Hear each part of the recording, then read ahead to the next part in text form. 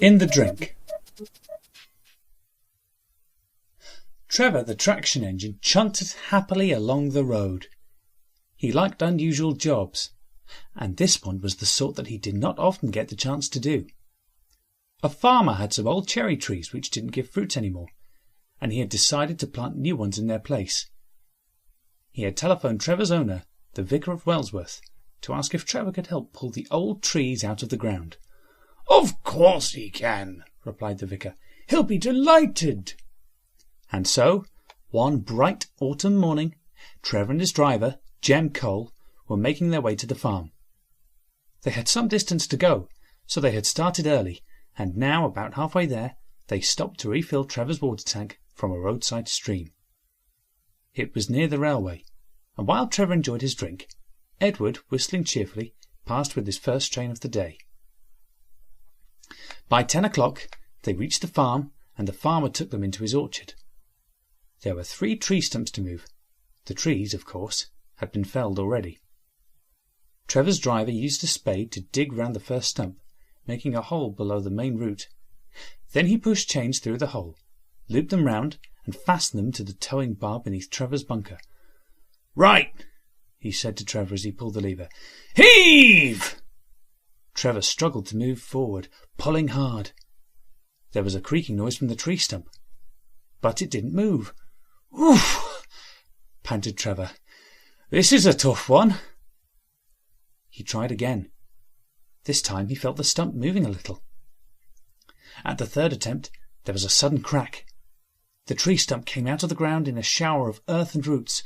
Trevor jerked forward, the chains clanking and bumping behind him. "That's one," said Jem. "Well done, Trevor. Now for number 2. The second stump was no trouble at all, but the third was harder to move than the first had been. By the time it was out of the ground, Trevor felt exhausted.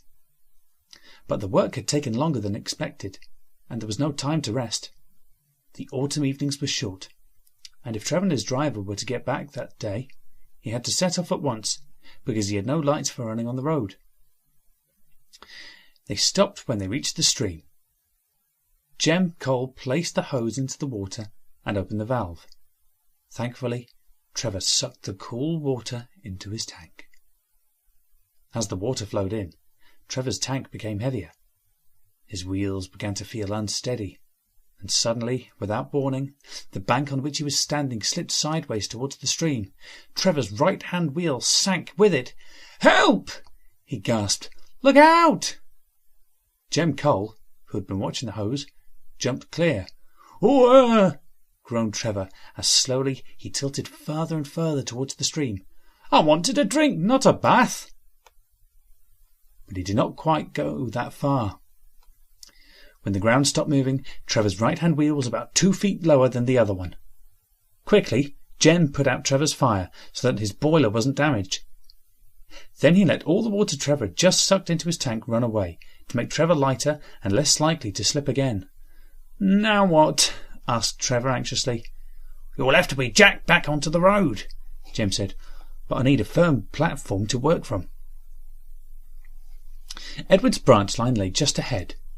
Men were re-railing the track, and some old sleepers lay on the bank, waiting for Donald to collect them. "What about those sleepers?" Trevor suggested. The foreman of the relaying team gave permission and sent some men to help.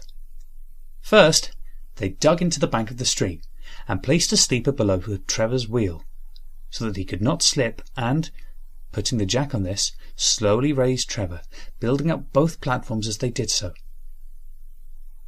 At last Trevor was level again. Jem refilled the boiler and water tank, then relit his fire. It was too late to get home that night, but there was a farm nearby.